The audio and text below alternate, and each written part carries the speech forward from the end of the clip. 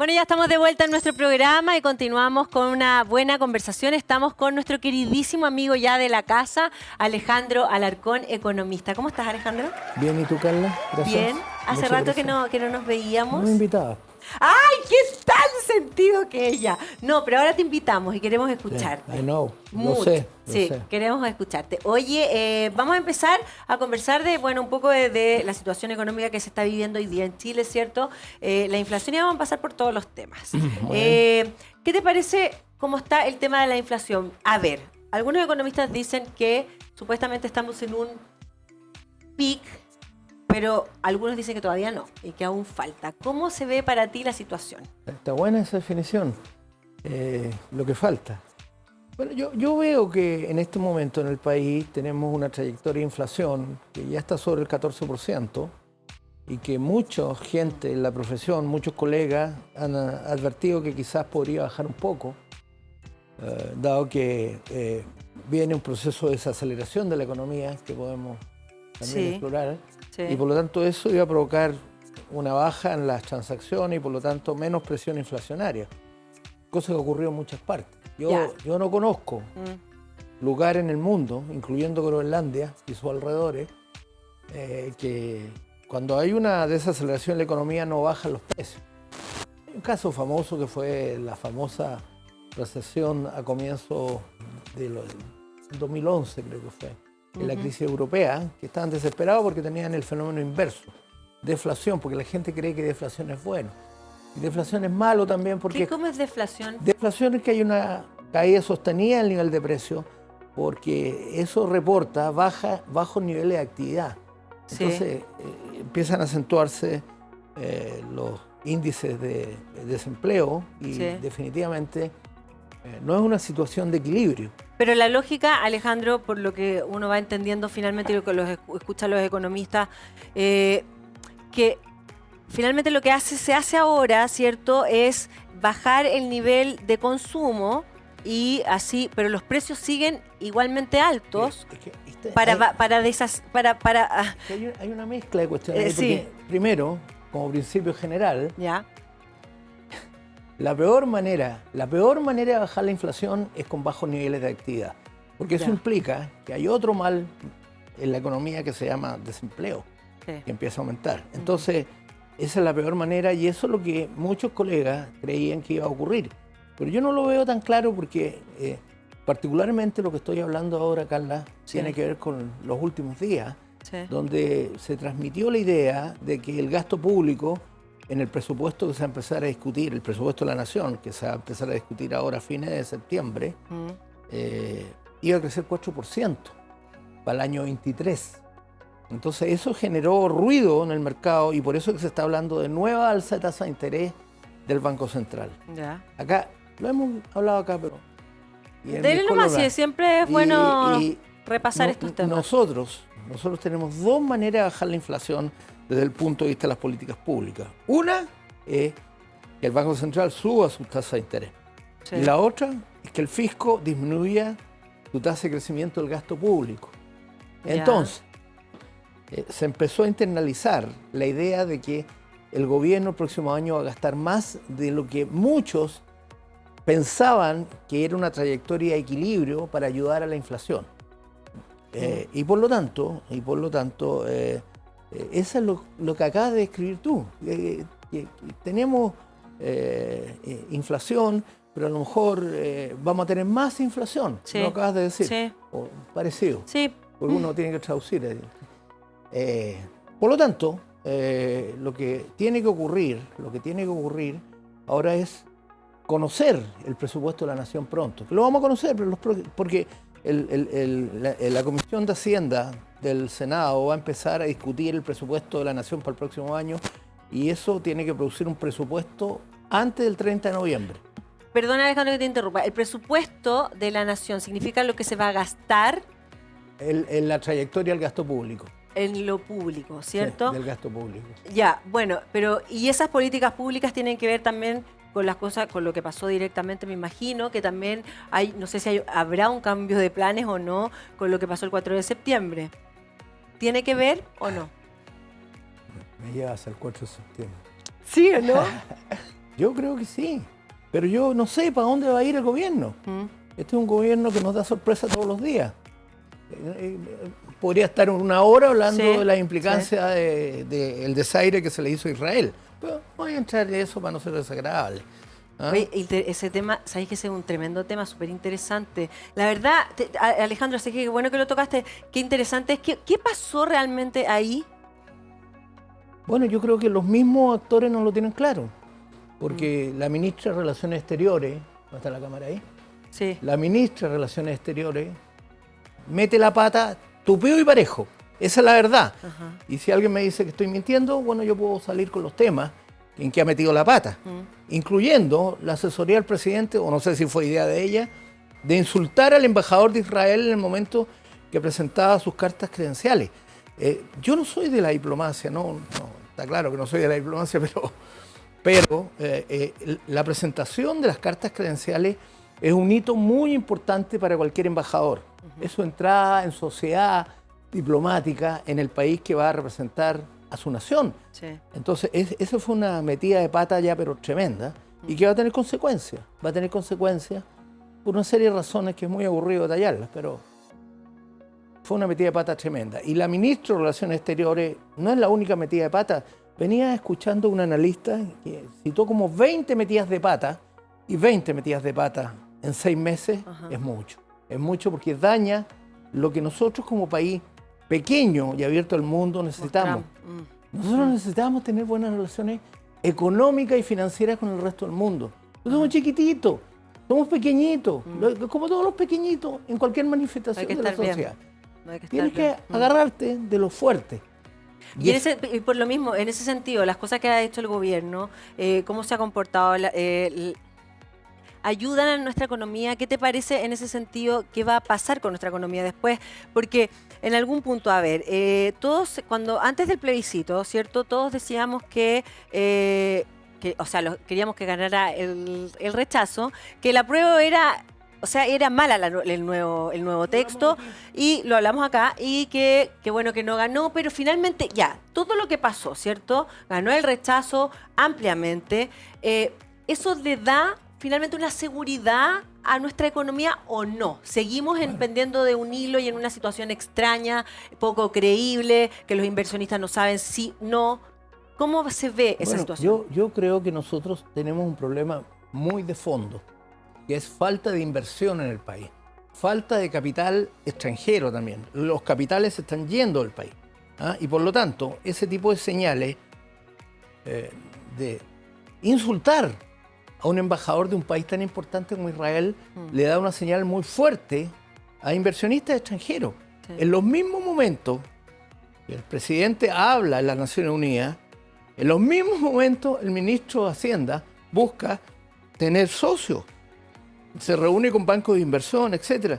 Pero él va con un mensaje de que va a haber menos incertidumbre, es lo que hemos escuchado. Sí. Pero en el mismo momento que está haciendo eso, el presidente está insultando a Israel. Entonces, una de dos, o el presidente está mal informado, o el decálogo, decálogo de las prácticas no está inscrito, que tú no puedes cancelar al embajador de Israel en el mismo momento que está recibiendo una cantidad de otros países el mismo día. Y estando este señor en el Palacio de la Moneda, le dice, ¿sabe qué más? Váyase para la casa. Entonces, ese es un mayor error que alguien, supongo, asumirá.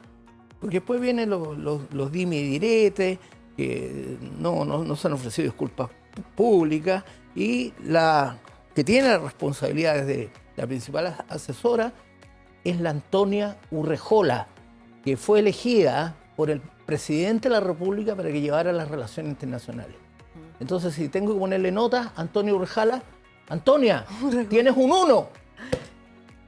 Bueno, ahí están los dichos de Alejandro, obvio. No, aquí... no son del canal, son de Alejandro. No, de Alejandro Alarcón, sí, no, sí, aquí no hay problema. Alejandro, a ver, se pensaba... No sé si te contesté la pregunta No, o sea, si contestaste la pregunta y hablaste de lo que tú quieres hablar, y que está bien, está perfecto, porque hay temas que nosotros, la verdad, a veces se nos pasan, porque te tenemos acá, cierto, hablamos de economía, pero el tema de Israel, es que tú hiciste una el pregunta. tema de Israel no lo habíamos, de verdad, había estado tú como hiciste una pregunta acostado. de fondo. Sí. ¿Cuál es la principal, yo diría, preocupación que deben tener los gobernantes? Exactamente, sí. Es la pega. El empleo, señora. El empleo. ¿Y cómo? A ver, con un país con la inflación que tenemos, ¿estamos con una inflación que se esperaba que fuera tan alta? No, la verdad es que la trayectoria se empinó. Sí. Primero se empinó porque el tipo de cambio empezó a subir más de lo que habían pronosticado muchos colegas, ¿no es cierto? Entonces ahora ya seguimos con eso, y eso es una muestra de que las tasas de interés tienen que ser más altas para poder mitigar. Eso es lo que técnicamente se llama un arbitraje. Sí. El Banco Central se ve obligado a subir las tasas para que los capitales no se arranquen del país. Pero hay un componente que no tiene que ver exclusivamente con las tasas, Claro. tiene que ver con las expectativas. Exactamente. Y eso se le está arrancando a las autoridades. Y yo lo lamento por el flamante ministro de Hacienda que tenemos, que es un gran, y lo he dicho varias veces aquí, Sí. es un gran economista. Entonces, por eso que a mí me parece patético, mientras recorre, aplana las calles de Manhattan en Nueva York, el ministro, para reunirse con varios bancos, el señor presidente y su ministro de Relaciones Exteriores le pega un portazo al embajador israelí en Santiago. Entonces, eso no lo entiendo. Es una contradicción tremenda que supongo que asumirán la responsabilidad los que la tienen que asumir. ¿Y por qué llegamos a ser el tercer país con mayor inflación en América? ¿Eso es así? Bueno, tal eso cual? es porque, claro, eso es así. O sea, porque no, si a ti te dicen los vendedores de rueda de carreta, una expresión muy campesina, que me la enseñó mi abuela. Mira, ahí que tenemos la gráfica. De la inflación interanual. comulgamos con ruedas de carreta. No, Chile tiene una inflación muy alta porque acá el impacto del tipo de cambio ha sido tremendo porque hay desconfianza. O sea, si tú eres una inversionista extranjera y te empiezan a decir cabeza de pescado, ¿qué haces tú? Agarras tus dólares y te lo llevas, por ejemplo, a Perú, o te lo llevas a otro país. ¿Que son más estables hoy día? ¿Perú está más estable que nosotros? Yo creo que sí. ¿Sí? Lo que me parece increíble. Después, gente que es embajador del país en España y dice que todo esto es culpa de los 30 años que tuvimos y que dio lugar a la famosa estallido social, ¿no es cierto? Y que esos son los culpables y la distribución del ingreso, cuando estos gallos han empeorado la distribución del ingreso acá en Chile. O sea, hay mucha gente hablando cabezas de pescado. Pero lo peor de todo es que lo hacen al mismo tiempo. Entonces no hay manera de... Entonces, o el presidente, que dijo que él no había perdido el último concurso electoral, lo dijo, ayer fue, en las Naciones Unidas, Ayer. dijo, yo no perdí porque ganó la democracia. Por favor, sí, hoy día le pasamos esa cuña del no presidente. vengan a contar cuentos. Que él era el jefe de la campaña. Para ti perdió él. Por supuesto. Él se instaló como jefe de la campaña. El señor Boric nos dijo a todos que él era el jefe de la campaña y actuó como tal.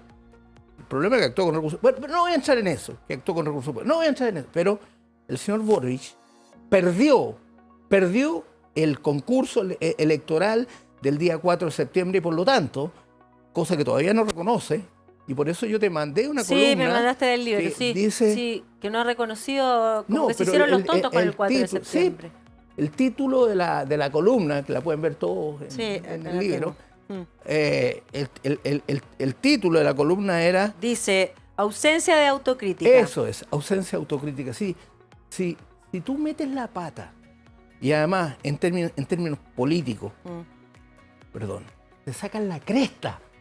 Lo mínimo que tienes que hacer es una autocrítica.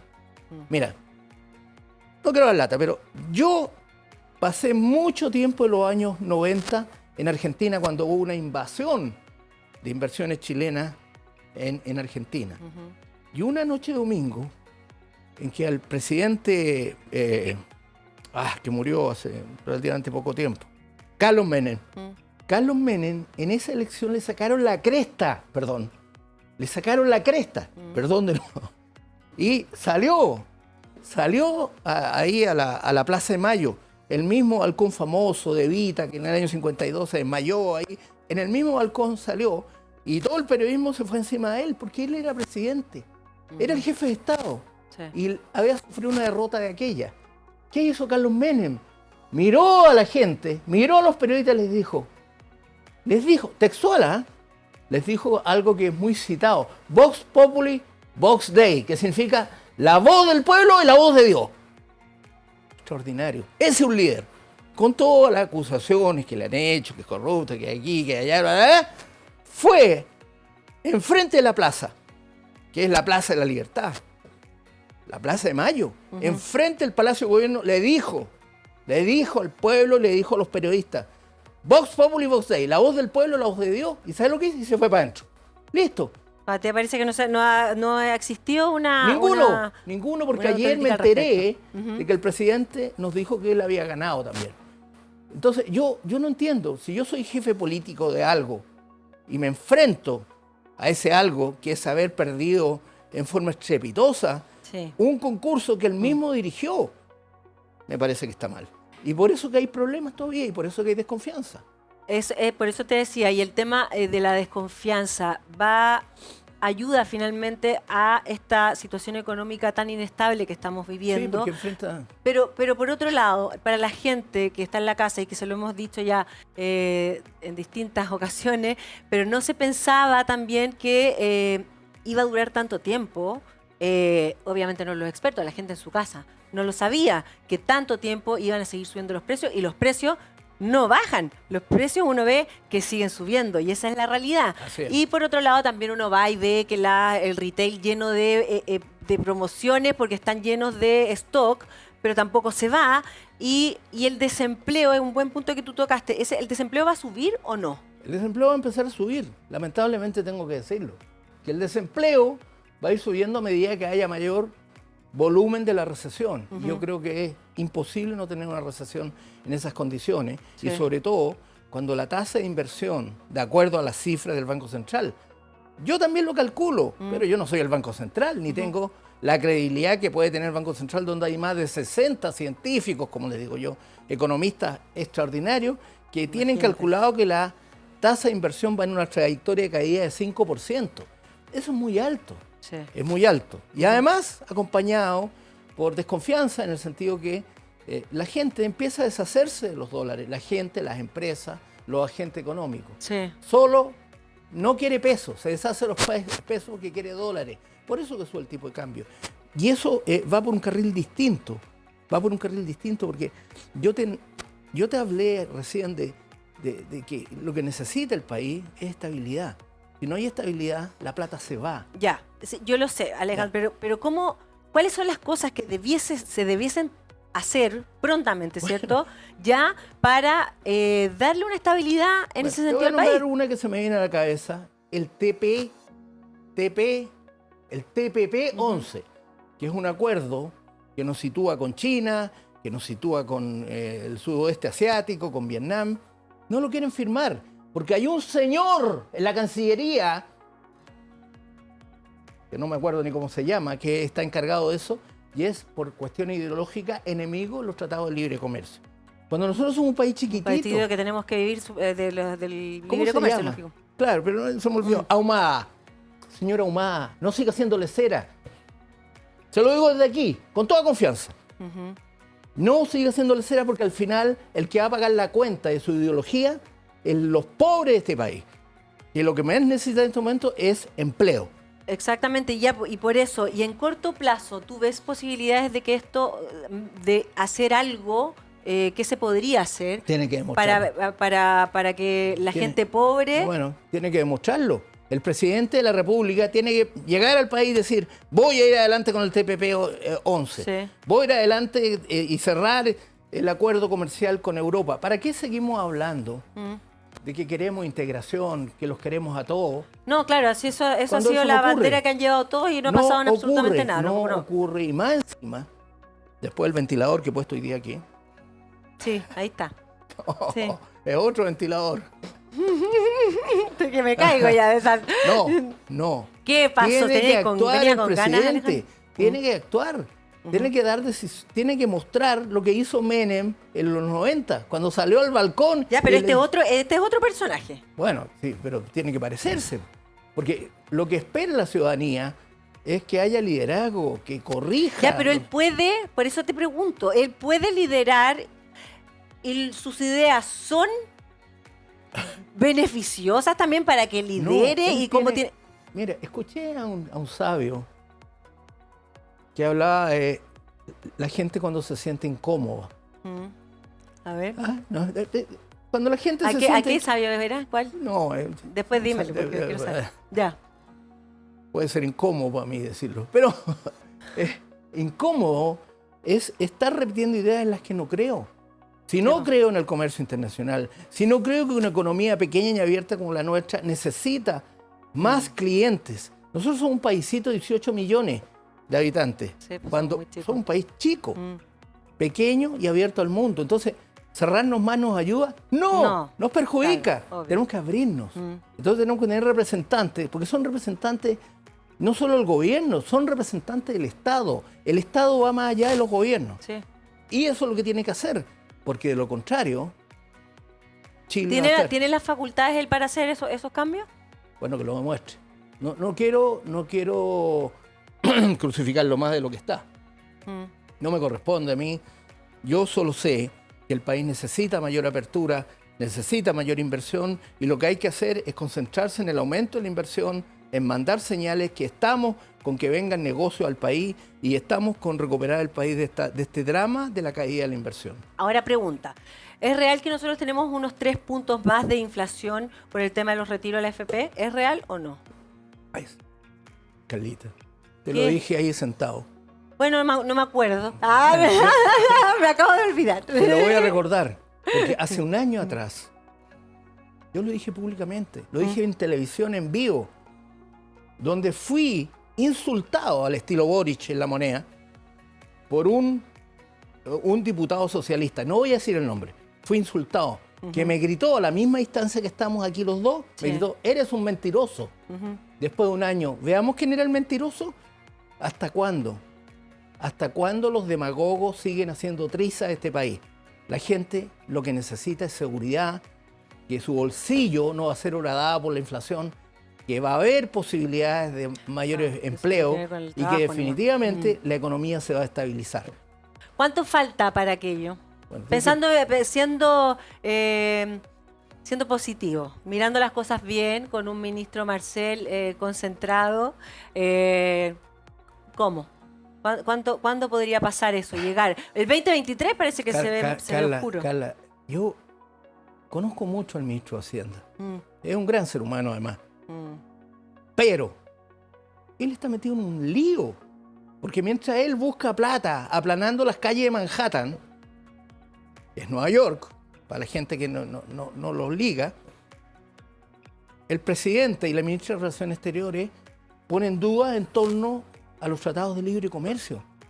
¿Quién va a confiar en Chile si en La Moneda y detrás de él, unos pisos más abajo, un señor Ahumada pone dudas en tratado de libre comercio, que es lo que necesitamos en este país? El Senado dicen que lo tiene listo, pero vamos a ver si van a seguir la gente de una parte del gobierno para ser justos. No el Partido Socialista, que está en la coalición, sino el Partido Comunista y el Frente Amplio, que le llaman, ¿cómo le dicen? Apruebo dignidad. Bueno, el apruebo ya no le sirvió. Dignidad espero que tengan y empiecen por reconocer que están haciendo mal las cosas. Oye, en ese sentido, Alejandro, bueno, después no te teníamos después del plebiscito acá. Por lo menos yo. Estuviste porque estuviste con Guillermo, pero... Sí, es una broma. Pero antes. Y soy lo menos sentido del mundo. Sí, se nota. Pero... No, espérate nomás, que todavía no te he dicho, pero... No, a ver, espérate. La situación que se ve venir hoy para ti, ¿cierto? Políticamente hablando, en el tema de una nueva constitución, ¿cómo te parece que se debiese escribir, por ejemplo, esta nueva constitución a través de un panel de expertos, de muchos entes distintos? ¿Repetirse el plato? Obviamente que no. Bueno, vamos desmenuzando el pollo a poco. En primer lugar, la gente está aburrida de elecciones, porque el último año, un poquito del otro, tuvimos 7 elecciones. Entonces, lo que quiere es cuestiones concretas. Por lo tanto, lo que tiene que ocurrir acá es que el Parlamento donde está radicada esta cuestión, no en el Ejecutivo, Sí. como la ministra Vallejo nos hizo creer, que ya había un acuerdo y parecía la vocero parecía la vocero del Parlamento. No es la vocero del Parlamento, ella es la vocero de un gobierno que perdió en un derrumbe de las expectativas que habían en torno a esas ideas. Esa es la verdad. La gente le dijo, no señor, no señor. Entonces, las posibilidades, uno, es que el gobierno vire de una vez por todas a una política pública que le ayude al país. ¿Cuáles son las políticas públicas que le ayudan al país? En primer lugar, continuar con las aperturas al exterior. En segundo lugar, controlar la inflación. En tercer lugar, tener una trayectoria de crecimiento del gasto más chata. Porque recibí mensajes que está siendo muy duro con las autoridades fiscales. Y pensé, sí, estoy siendo muy duro. Pero lamentablemente el panorama está cambiando. O sea, yo no puedo decir que no están haciendo un esfuerzo por ajustar el gasto fiscal cuando lo están haciendo. Lo que pasa, que tal como se está viendo con las expectativas de una nueva alza de la política monetaria, de la tasa de interés, ¿no es cierto? Ya no es suficiente. El esfuerzo tiene que ser mayor. Tiene que ser más. Claro. Y como lo dije aquí en este mismo estudio, no significa que le vamos a quitar la ayuda a los pobres. Los pobres están hasta las masas. Claro, que porque sí. tienen impuesto a inflación. ¿Qué significa? Que no sacamos nada con meterle en un bolsillo, le metemos plata, Si y la en plata el otro acá... se la sacamos con el impuesto. La inflación es un impuesto. Es un impuesto. O sea, es menos ingreso disponible para las familias. Absolutamente. Entonces, tiene que concentrarse en esos temas, tiene que concentrarse en el tema de cómo enfrentamos la recesión y tiene que concentrarse, señora, en el problema de la violencia que hay en este país. Sí, absolutamente. Bueno, es que son demasiados los temas, por eso también son como, uno dice, hay muchas cosas que van a funcionar también a largo plazo. Es tan difícil como responderle a la gente, que es lo que la gente quiere, también la gente más pobre, y la no tan pobre también la clase media, que finalmente casi todo este país lo está pasando tan mal, porque ya su plata no vale nada. Tenerla en el banco es peor. Te dicen, ahorra, ¿dónde la pongo? ¿Ahorrar de dónde? ¿Dónde voy a ahorrar? Están endeudados, ya veníamos súper endeudados y ahora el banco no te pasa plata, las tasas de interés se fueron para arriba y van a seguir subiendo. Entonces por eso hay una situación muy complicada. ¿Tú has hablado con el ministro Marcel ahí entre medio del secreto? Ya, te reservas, pero ¿qué te ha dicho? ¿Sabes por qué? ¡Ay!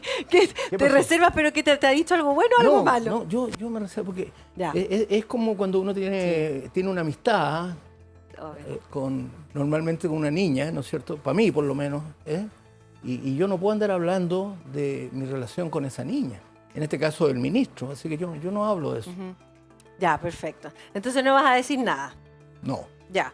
Ok, bueno, pero conversa con el ministro Marcel, obvio. Pero tú, a ver, desde tu... Espérate, pero él me puede ver porque yo doy declaraciones, sí, aquí lo mismo sé, declaraciones. Pero desde tu punto de vista, ¿a ti te parece que él está incómodo en lo que está viviendo? Yo creo que sí. Yo creo que sí, porque es un economista de primera. Incómodo, ¿viste lo que antes definiste? Sí, yo definí la incomodidad. Decir cosas que no quieres decir. Este es al revés. Claro. Porque el señor Ahumada, yo creo que está incómodo con los políticos que están viendo mejor y le están diciendo, córtala con las declaraciones antitratados de comercio internacional. Córtala, le dijeron. Y se siente incómodo, porque él no cree. O recién, mientras esperaba la amable invitación a entrar a este estudio, leía las declaraciones de la ministra de Relaciones Exteriores cuando fue, según ella, a Inglaterra. Señora, fue al Reino Unido. Se ríen en el Sí, fue al Reino Unido. Sí. Y dijo una cantidad de barbaridades que no son propias de la persona que tiene la máxima autoridad en las relaciones internacionales. A mí me sorprende mucho que no haya salido en el cambio de gabinete. Lo que sí te voy a hacer un pronóstico. Va a haber otro cambio de gabinete. Porque el país no puede seguir así. No puede seguir así. Y no le pueden seguir ofreciendo la pomada de que los pobres van a estar mejor, de que quiero hacer cambios estructurales, cuando los pobres, porque no puedo creer que haya en el 62% que votó rechazo, que no hayan pobres. Claro que hay pobres. Está lleno. Pero espera, a ver, te quiero hacer una pregunta. Es una verdadera ensalada de... ¿A ti te parece que va a haber otro cambio de gabinete o estás seguro de aquello? Yo no estoy seguro porque yo no los hago. Los hace el señor presidente de la República. Él tiene el deber constitucional de elegir a sus colaboradores. El cambio de ministra a la Carolina Toá y que Giorgio Jackson siga, ¿qué te parece a ti? ¿Qué? A mí el de Carolina Toá me parece bien. Me parece bien. La conozco, es una persona de primera. ¿Mm? No estoy de acuerdo con sus ideas, pero no puedo decir que no sea una persona moderada. O sea, ¿te parece que hacer una La Ana Lía Uriarte, lo mismo. El otro no. El otro no me gusta. No me gusta porque metió al país en un lío en 6 meses. Porque no sacó proyecto de ley. El país estuvo como durmiendo en 6 meses mientras él, incluyendo el presidente, hacían campaña por el apruebo, que perdió en forma abrumadora. ¿Qué tiene que hacer la gente entonces finalmente? Esperar, porque, a ver, estamos claros, yo creo que eso ya se ha entendido, pero es difícil de aceptarlo para la gente más pobre también. El tema de que los bonos no sirven, que eso no es una ayuda, que lo que hay que generar es empleo para que esto sea un círculo virtuoso, ¿cierto? Pero, claro, pero las cosas se ven complejas en ese sentido, aunque en algún punto se pensó que con... Y eso yo creo que también fue un error, ¿eh? Pensar que después del plebiscito, si ganaba el rechazo, bueno, íbamos a estar todos más tranquilos, y no es así, porque finalmente se tienen que hacer cambios reales que no pasan por ahí, y viene un proceso también para eso. Entonces, ¿qué se le puede decir a la gente más pobre? Bueno, la gente más pobre, para los que creen tienen que rezar. Para los que creen. Yo soy agnóstico, así que yo no rezo. Pero tiene que exigir tener una calidad de vida mejor, que fue el que lo prometieron. El señor Boric ganó la segunda vuelta por una abrumadora mayoría. Y ahora, cuando él se erigió en el Guaripola, la misma gente que había votado por él le dio la espalda. O sea, eso significa que no le creen. No, ¿sabes qué? Yo ahí en eso tengo un punto de vista muy distinto. A ver, yo creo dímelo. que la misma gente que votó por Boric es la misma gente que votó por el apruebo. Son los mismos. No. El porcentaje, No, ¿sabes por el qué? porcentaje era muy mínimo. Si No, porque hay pero, mucho- pero- ¿no te parece que la gente finalmente votó por el mal menor en un punto de la segunda vuelta? No sé lo que... Sí, puede haber sido un mal menor, pero... Que se asustaron cuando vieron a un cast de la manera Bueno. que se vio finalmente. Entonces, bueno, y Bueno. no que... Pero la gente tenía expectativa y les habían ofrecido cambios. Y de repente se dieron cuenta, como decimos en este país, cacharon que con este gallo no iban a llegar a ningún lado. Y por lo tanto, pese a que él lo niega y lo acaba de negar en las Naciones Unidas, fue una votación sobre su gobierno en 6 meses. O sea, fue un referéndum sobre el mismo. Caballo que se metió él. Él se metió en las patas de los caballos. Él fue el que dijo que el gobierno iba a apoyar el apruebo. Por lo tanto, que no diga ahora que no era sobre él. ¡Era sobre él! Entonces, yo esperaría, tal como dice la columna, Sí. dice, ¿cómo dice? A la ausencia de autocrítica. Ausencia de autocrítica.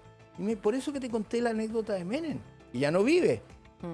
Menem les dijo, Vox Populi, Vox Dei, la voz del pueblo y la voz de Dios. Y le dijeron, señor Boric, te ha equivocado y perdió. Por lo tanto, corrija, eso le dijeron. Bueno, ¿y tú cómo ves entonces que en cuanto a políticas públicas se podría mejorar rápidamente? Por eso es Yo tan creo que hay que gastar en subsidios, pero por lo tanto hay que disminuir los gastos de otras partidas. Hay que disminuir Claro, ¿de dónde? el ¿Cómo se hace? voluminoso gasto público ligado a empleos públicos. Cerca de 8.000 nuevos empleos. Cerca de 8.000 personas entraron a la administración pública hace poco. Yo no sé si tomamos en cuenta los 6 meses, pero entraron. 8.000. 8.000. Ya. Perdón. Y también hay muchos gastos que se tienen que suspender. Muchos gastos ministeriales, muchos gastos corrientes. Que lo que hay que privilegiar aquí es subsidio a los pobres y 2, gasto público en inversión. Subsidio. Más camino, Ah. más puentes, más túneles, más empleo público, que es un clásico del keynesianismo. Yo estoy de acuerdo con eso. Pero por favor, no sigamos pagando sueldos altísimos en algunos Hay que entre casos. las empresas extranjeras a invertir en Pero si hacer, como ha funcionado siempre, digamos, hacer más carreteras, qué sé yo, Te qué voy sé a yo. decir un juicio objetivo. ¿Por qué objetivo? No lo hice yo. Yo no soy objetivo. Yo ya me subí arriba del caballo. Sí. Pero El caballo El loco. investment grade, la nota de inversionista que pone Moody's, hace 2 días nos dijo que no había bajado la nota. ¿Por qué nos bajó la nota? Porque ve excesivo gasto público adelante y ve debilidad de la economía. Entonces, eso es muy importante porque ese es el financiamiento externo. Cuando empiezan a salir los capitales y no entran, el primer impacto es en el tipo de cambio. ¿Por qué? Porque hay menos dólares y por lo tanto el tipo de cambio sube. O sea, el peso vale menos. Sí. Entonces, dicho eso, lo que tiene que ocurrir aquí es un cambio en lo que el país quiere. El país quiere un cambio, pero un cambio de verdad. Quiere un presidente que no diga cosas que no son. ¿Eso quiere el país, crees tú? Estoy seguro. Ya. Estoy seguro. Eso ¿Sabes fue por lo qué que estoy dijo. seguro? No, ¿Por qué? estoy seguro porque sacaron 62%. Lo que le dijeron a Boric, Boric, no te queremos así. Boric, no te queremos. Lo demostró el pueblo. Vox Populi, Vox Dei. La voz del pueblo, la voz de Dios. Termina. Bueno, entonces vamos a ver. La gente finalmente tiene que esperar, según tú, tiene que rezar. Y vamos a...